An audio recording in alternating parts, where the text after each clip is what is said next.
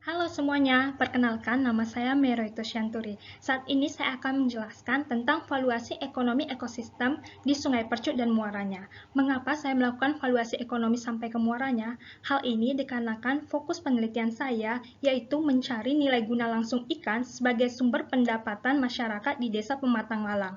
Dan Sungai Percut ini sendiri lokasinya berada tidak jauh dari muaranya, di mana muaranya ini menuju ke Selat Melaka. Baiklah, mari kita bahas satu persatu.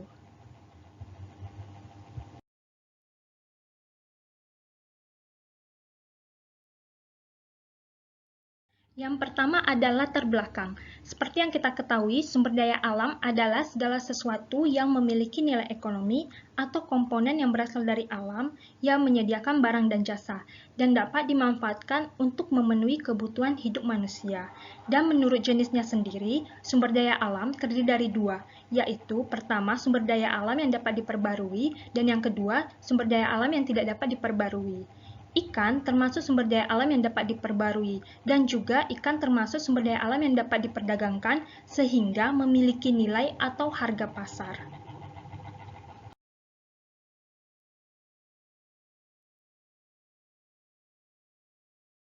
Yang kedua, ada metodologi. Metodologi terdiri dari dua, yaitu lokasi dan alat analisis. Untuk lokasi, penelitian saya lakukan di Desa Pematang Lalang, Kecamatan Percut Setuan, Kabupaten Deli Serdang. Lokasi ini tidak jauh dari Kota Medan, menempuh jarak sekitar 30-40 menit.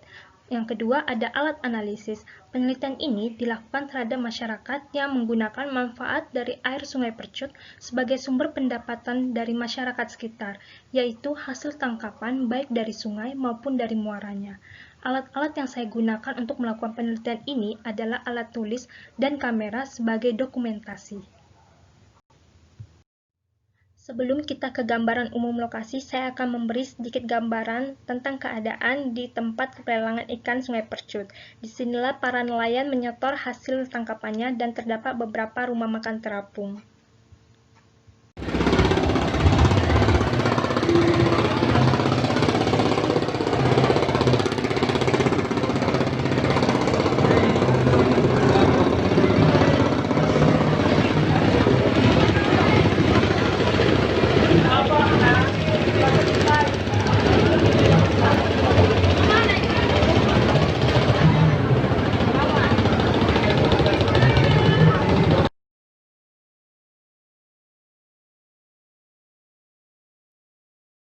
Yang ketiga ada gambaran umum lokasi. Setelah melihat video tersebut, mungkin dari kita udah mulai mendapat gambaran tentang kondisi Sungai Percut ya. Baiklah, saya akan menjelaskan sedikit tentang gambaran umum lokasi. Jadi, masyarakat sekitar sering memanggil Sungai Percut dengan sebutan Sungai Bagan Percut. Sungai Bagan Percut ini merupakan salah satu sungai yang ada di Kabupaten Deli Serdang. Kabupaten Deli Serdang berada mengelilingi Kota Medan, dan Sungai Percut ini memiliki luas 514,20 km persegi. Jadi ketika kita memasuki Desa Pematang Lalang, di sebelah kanan jalan terdapat tembok dengan tinggi sekitar 2 meter, di mana di balik tembok ini terdapat Sungai Percut itu sendiri, dan di pinggir sungai itu berjejer rumah warga, perahu warga, dan rumah makan terapung.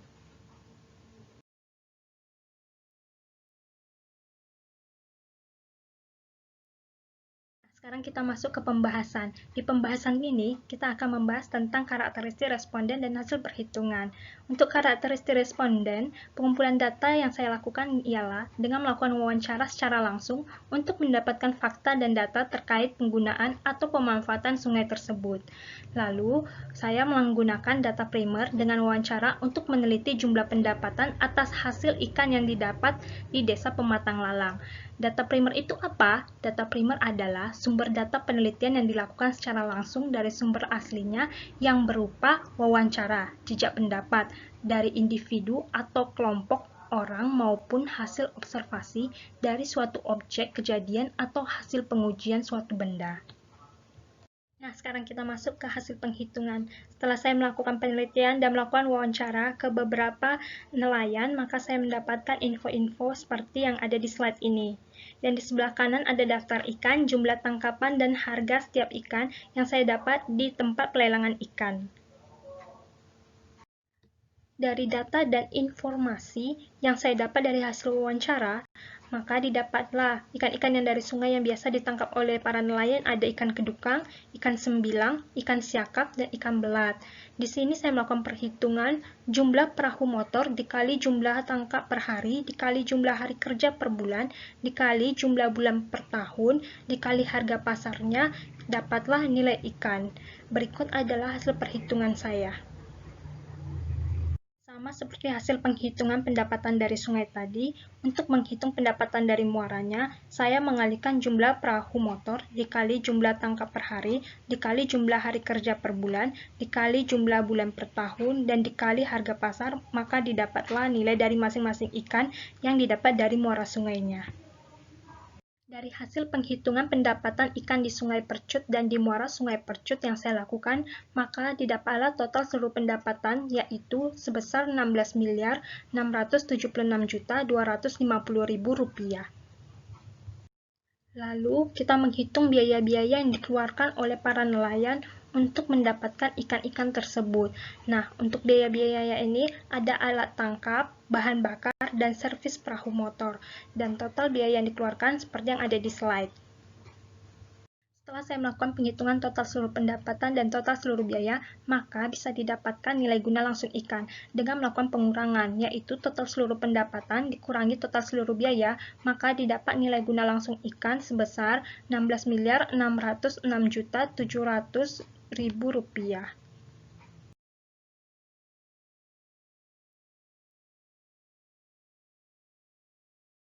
Dari hasil penghitungan, maka didapatlah nilai guna langsung atas ikan hasil tangkap nelayan di Desa Pematang Lalang mendapatkan pendapatan sebesar Rp16.606.700.000 per tahun. Saya menggunakan penghitungan dengan menggunakan nilai pasar.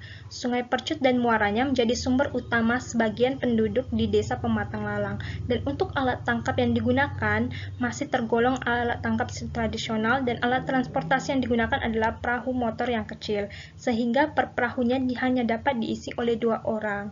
Jadi, saya menyimpulkan kegiatan ekonomi di Desa Pematang Lalang ini cukup baik.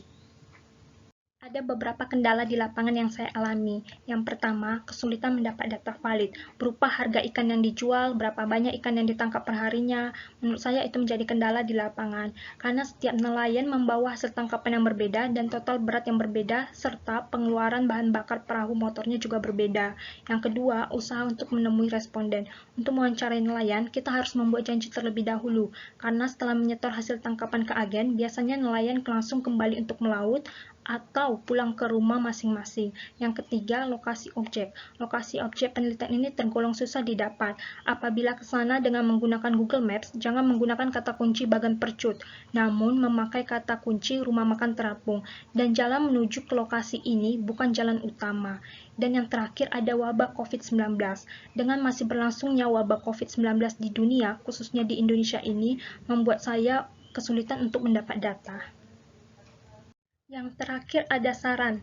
Setelah melakukan penelitian dan melihat keadaan di Sungai Percut, maka saya memberi beberapa saran, yaitu pertama, pemerintah daerah diharapkan memberi perhatian lebih untuk Desa Pematang Lalang. Melihat dari jalan yang dilalui menuju desa tersebut, masih ada beberapa jalan yang kurang bagus dan diharapkan dapat membantu mempromosikan Desa Pematang Lalang agar semakin dilirik oleh wisatawan. Yang kedua, pemerintah daerah juga diharapkan dapat memberi solusi atas air Sungai Percut yang tergolong keruh dan kotor.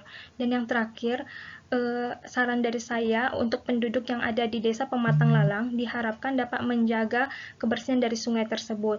Saya melihat ada beberapa sampah di pinggir Sungai Percut tersebut. Baiklah, sekian penjelasan dari saya. Apabila ada pengucapan, penjelasan, atau perkataan saya yang kurang baik, mohon dimaafkan. Terima kasih telah menonton video penjelasan tentang valuasi ekonomi ekosistem di Sungai Percut dan muaranya. Terima kasih semuanya.